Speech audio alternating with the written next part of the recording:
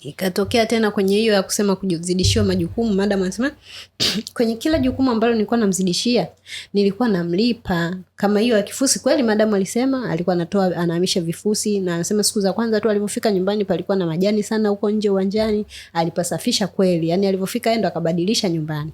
Lakini pia hiyo nayo alimlipa. Anasema kila nilivyokuwa namlipa nilikuwa namuuliza umeridhika? Mode anasema ameridhika. Sasa hiyo tofauti na dada anasema alikuwa analipwa ile mwezi wa kwanza ndo alipwa 1,500,000, lakini kwenye maongezi ya madam is like kwenye kila shughuli aliyokuwa anafanya ndo alikuwa anamlipa baada ya hiyo shughuli. Then kwenye kwa Ruzana tena, yani hapakuwahi kutokea kwamba ile kuna mara kwa mara. Nikamwambia kwenye system yetu inaonekana mara ya mwisho ulipigiwa simu mwezi wa 5, ukaulizwa unaendeleaje na dada, na ukasema unaendelea vizuri, na ndo ukitrace back ndo muda ambao dada anasema alipiga simu, alipokea staff mwenzetu pia, na alimwambia anaendelea vizuri. Ila alivyomueleza kwenye simu kuhusiana na hayo majukumu, akamwambia kama ni kuku wa kufuga tu, alisema kwa muda huo kwamba ameleta kuku, akamwambia kama ni wa kufuga tu unaweza ukawasaidia, na muda akakubali. Huku alikoongezeka sijui kama aliripoti tena. Pia hiyo madam akasema kwenye kufuga tunasaidiana tu za kawaida. Changamoto nyingine akasema ni hiyo ya binti yake mkubwa kushirikiana na Mode. Akamwambia ni kweli Mode kazi zake zote anafanya mwenyewe, ila alilalamikia kuhusiana na hiyo issue ya maji. Kweli niliona kweli kuna shida, nikamkarisha binti yangu chini, nikamuelekeza na binti akakubali. Kwa baada ya hapo pote palikuwa wanaenda sawa. Ila kwenye hizi wiki 3 za mwisho ndo ameanza kuhisi mabadiliko kwa Mode. Ndio mabadiliko makubwa. Sio makubwa tu, anasema mimi sijawahi kukaa na Mode akawa amekasirika siku nzima. Lakini kwenye hizi wiki 3 madam anapotema anasema labda ndo alikuwa amepanga mipango yake ya kuanza kuondoka, ndo maana akawa anafanya visa according to madam. Anasema alikuwa ana hasira, anamfokea mtoto wakati sio kawaida. Ameenda tu kumwogesha mtoto bafuni, amekuta maji hamna, akarudi akasema mimi sio mtumwa. Akasema alikuwa anafoka, ananifokea mbele yangu mpaka nikawa nashangaa amepatwa na nini, mbona sio kawaida? Na mimi hamwezi kunifanya hivi, mimi nimekuja ni msaidizi, nyinyi mnanifanya mtumwa, siwezi kufanya utumwa namna hii, nina nini. Aliongea hivyo Mode kwa madam. Madam akasema wiki 3 za mwisho kabla hajaondoka. Akasema siku hiyo nilishangaa, yani ni vile tu nilipitiwa, nilitamani ningerekodi video niwatumie. Alivyokuwa anawaka na mwakia madamu wake. Akasema haya, tofauti na hivyo tulivyokaa kujua kuna nini shida, ndo akaongelea kuhusiana na hizo anafua nguo za ndani za mume wangu. Lakini mimi nikasema hapana, kwa sababu mara nyingi hizo nguo nafua mwenyewe. Lakini nilivyojikumbuka na mimi mwanadamu sijakamilika, pengine nilijisahau. Kwa hiyo nilimuomba msamaha Mode, nikamwambia nisamehe sana, kama nilititoa ni kwa bahati mbaya, na kama ukiziona siku nyingine nimetoa usizifue, ziache tu pembeni, utaniambia mama hizi sijafua, kwa sababu mimi pia sijawahi kutaka wewe ufue. Kama nilizitoa siku hiyo basi ni bahati mbaya. Kwa hiyo wakaridhia. Lakini alivyokuwa ndo anataka kuelekeza hiyo changamoto nyingine, yeye Mode ndo anasema hivyo. Lakini madam anasema lakini hata ile baada ya kuongea kumuomba msamaha bado hakufika kwenye ile hali ya kawaida ambayo tumemzoea.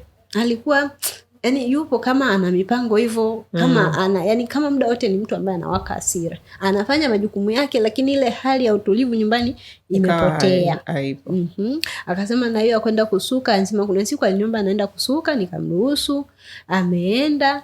Alivyorudi alinikuta napika. Kwa kawaida alikuwa akinikuta nafanya kitu anakuja kunisaidia, lakini siku hiyo amenikuta napika, wala hakuingia jikoni kunisaidia. Yeye akachukua tu ndoo kwenda kuoga. Kwa kawaida ni kitu ambacho sio yeye anajua sio sawa, hajui kama huku kwetu. Nikamwambia huku kwetu pia haruhusiwi, yani kwa kawaida anatakiwa yeye ndo afanye. Kama bosi ameamua kumsaidia, basi yeye anatakiwa awe anashirikiana na bosi kwenye hiyo, unless bosi amesema nenda akapumzike. Akasema lakini siku hiyo alivyorudi akanipita tu, ila mimi nikachukulia kawaida. Sasa hapa amekuja anaaga, ananiambia anataka kuondoka. Kwa mimi nikajua tu kumbe kule kusuka alikuwa anajiandaa na maandalizi ya safari. Kwa hata ameondoka mimi sijui nimemkosea nini. Labda huko kwenu ndo aseme.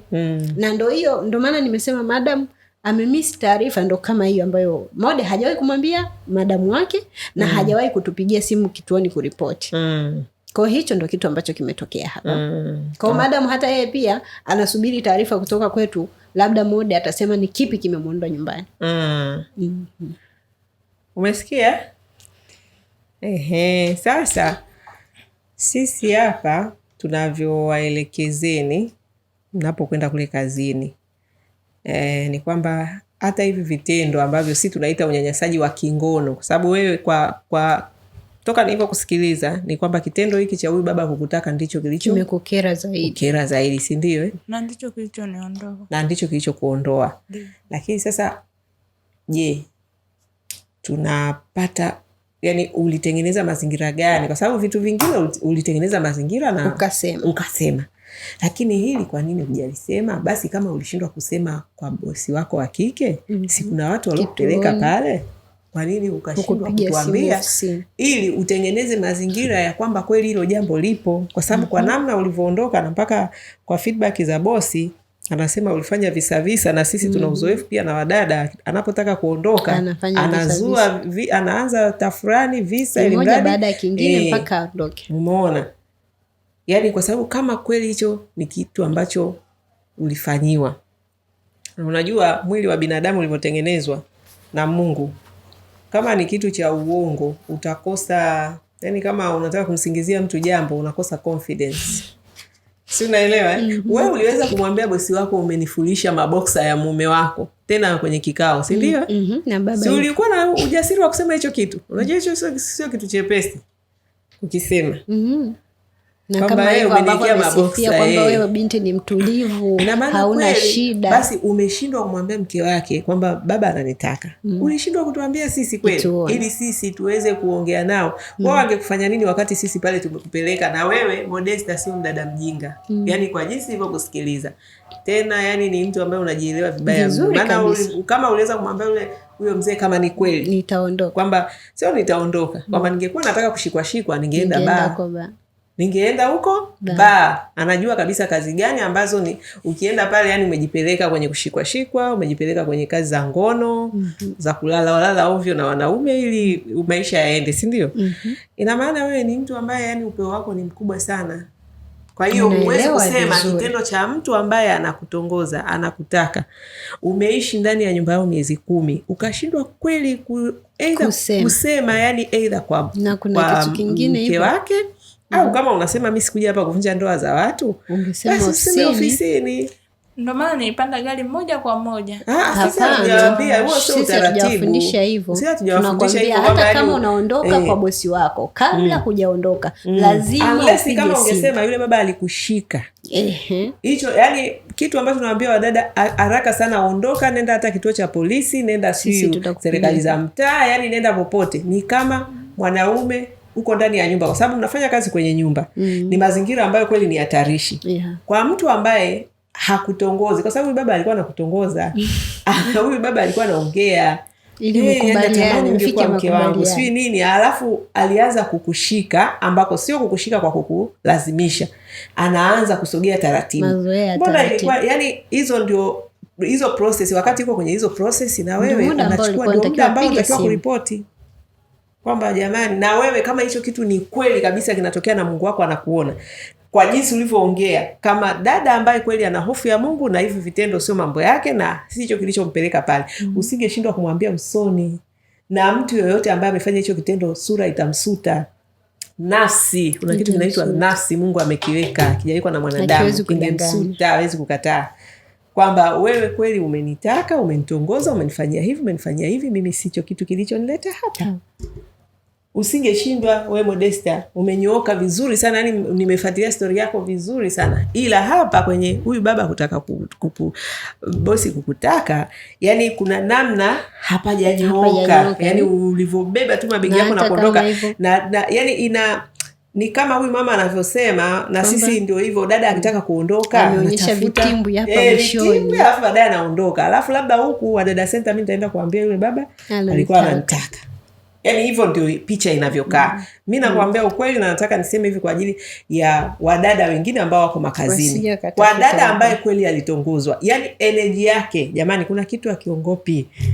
Ukweli huwa auongopi. Wadada ambao wametongozwa, anakuja ananyoosha maneno vizuri kabisa.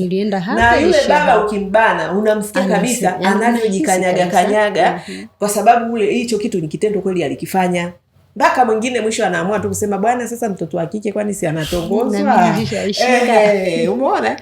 Kwa hiyo mimi hapa kwenye hii bado Modesta hajanishawishi.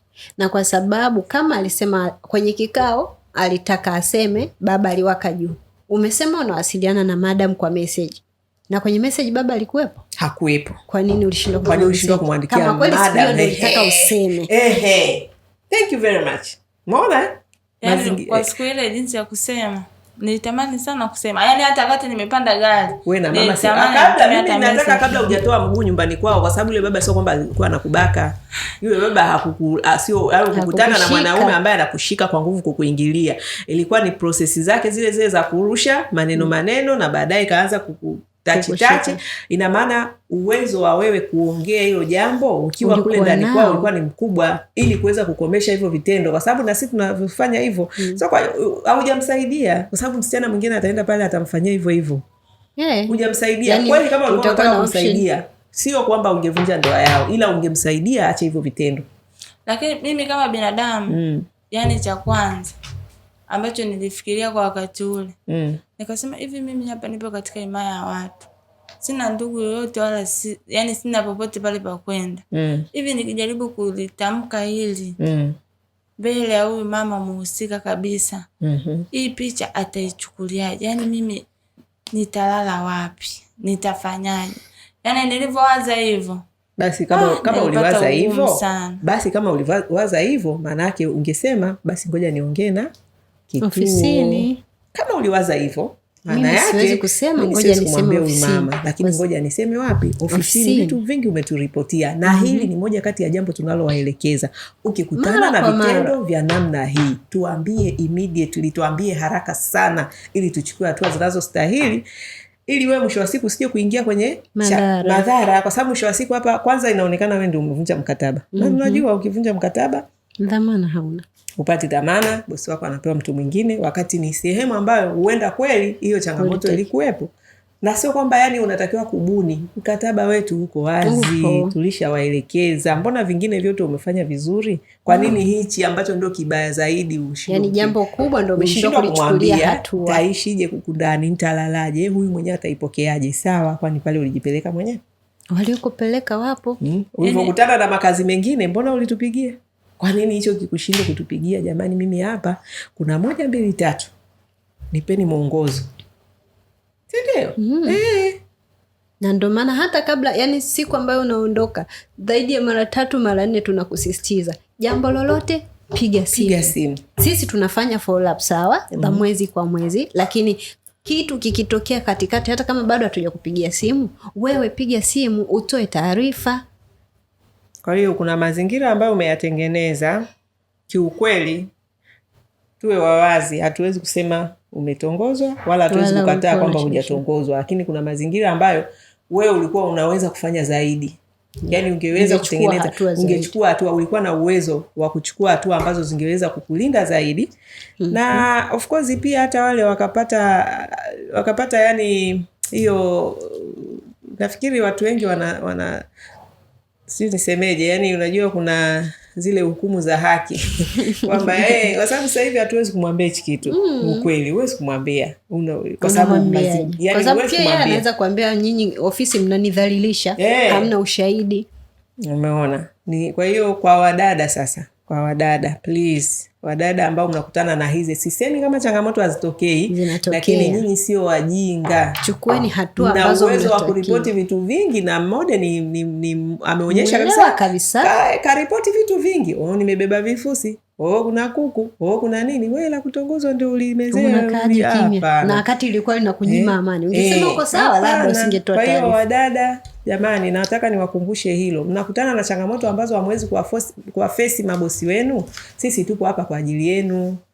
Tuko hapa kwa ajili ya kuwasaidia, kuwalinda. Hii mikataba ipo kwa ajili ya ulinzi wenu. Mfanye kazi katika mazingira rafiki, mazingira ambayo yatakuheshimu wewe na utu wako. Sisi tumeshakataa kabisa biashara za ngono. Hapa sio mahali pake.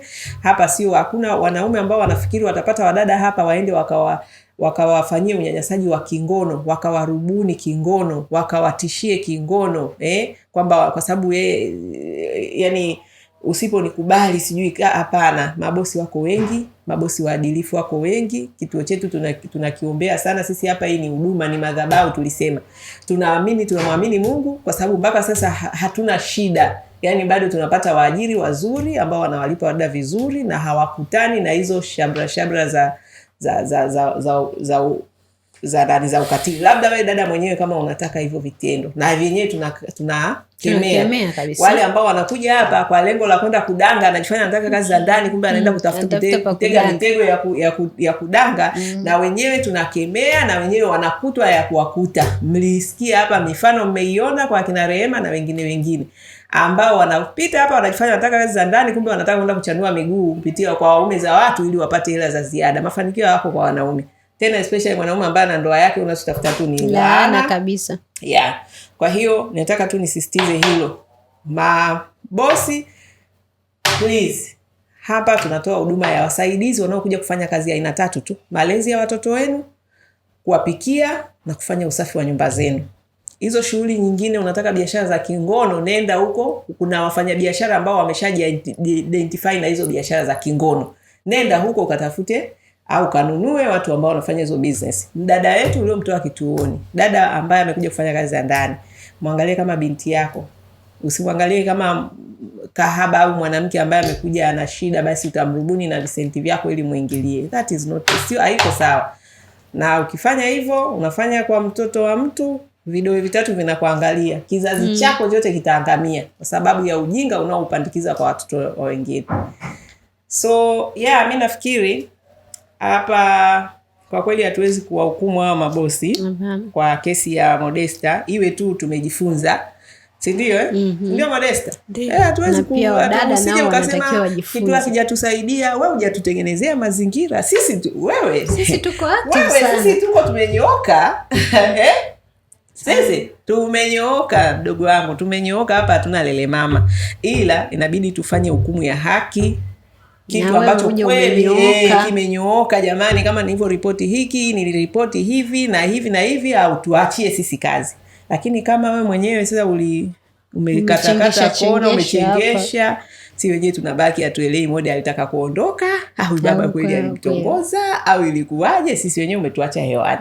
Kwa hiyo na hilo libaki hewani, ujifunze kuanzia sasa kuendelea mbele. Kama bado unahitaji kazi, basi umeshajua nini cha kufanya siku nyingine kama utakutana na changamoto. Cha muhimu mshukuru Mungu kubakwa, si ndio? Uko salama. Lakini pia nakupongeza sana, ni msichana, kama utaendelea na hiyo tabia utafika mbali sana. Kwamba biashara za ngono sio sehemu ya maisha yako. Sababu msichana mwingine angeolewa bi mdogo, kama ni kweli sasa.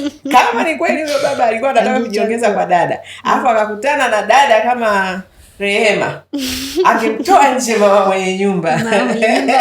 Watu wanakumbuka story ya Rehema.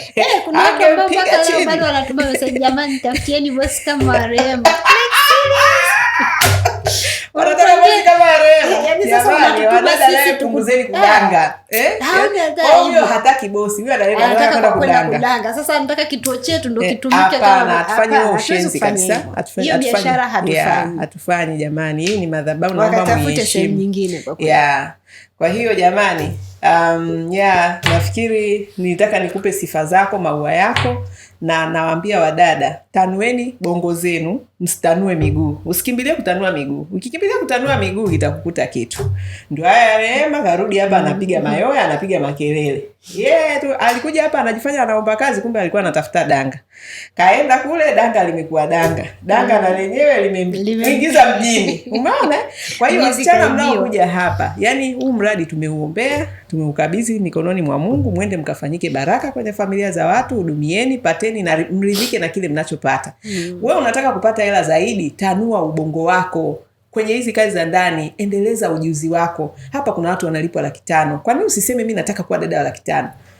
Badala yake wewe unataka hela nyingi afu unataka utanue miguu kwa waume za watu. Huwezi kufanikiwa. Kwa hiyo mimi nampongeza sana dada Modesta. Kama ni kweli kwa maneno uliyoongea, tena ulikuwa na conviction, yani ndio ile nilikuwa nasema kitu cha ukweli. Mtu akiongea kwamba hivi sio mambo yangu, unamuona kinatoka moyoni, yani anaongea kitu kutoka ndani. Kwa hiyo kwa hilo nakupongeza. Endelea na hiyo tabia ya kufanya kazi kwa njia halali. Mimi ndivyo ninavyoamini na ndio njia nilopita. Sawa. Ukiendelea hivyo Mungu atakufanikisha. Cha muhimu endelea kutanua nini? Ubongo manake ongeza maarifa, ongeza ujuzi. Wewe ulikuwa ni traditional dada. Sasa hivi tumeongeza mishahara ya traditional, mnalipwa 1,500,000. Lakini usiishie hapo tu. Umesifiwa sana na bosi wako kwenye kazi. Bosi amesema ni dada mzuri, hajawahi kukosea. Ukiachilia mbali hizo changamoto za wiki za mwisho, kiukweli ile familia ilikuwa inakutamani, ila tu ni zile wiki ulivyoonyesha sura yako ambayo hawajawahi kuiona wakaogopa. Watu wengi kwenye familia zao dada akishabadilika uaga na wao wanakosa amani. Kwa sababu hawezi kujua kipi kimetokea mpaka kama hivyo mama hana taarifa, kwa anaanza kuwaza dada anachukia tu watoto, ataogopa kula na chakula chako. Unatia sumu mwenzangu. Kwa hiyo otherwise wewe ni dada mzuri kwenye utendaji wa kazi. Majukumu yako fanya kazi vizuri sana. Endelea kupambana, endelea kuongeza jitihada, endelea kutafuta kazi kwa hiyo njia halali, Mungu atakufungulia milango. Changamoto kama hiyo, kama kweli Mungu wako anayekushuhudia sirini ili kukuta, basi next time tengeneza mazingira ambayo yamenyooka ili kila mtu upate haki zako na huyo anayefanya hivyo vitendo apate kinachostahili. Sawa sana. Haya. Kwa hiyo sasa hivi unataka kwenda kazini au unaenda kupumzika? Naendelea na kazi. Unaendelea na kazi? Una uhakika? Ndio. Kabisa? Ndio. Sio kwamba ulikuwa una mipango ya kwenda kupumzika? Hapana. Kabisa? Ndio. Haya, sawa, karibu. Asante. Haya.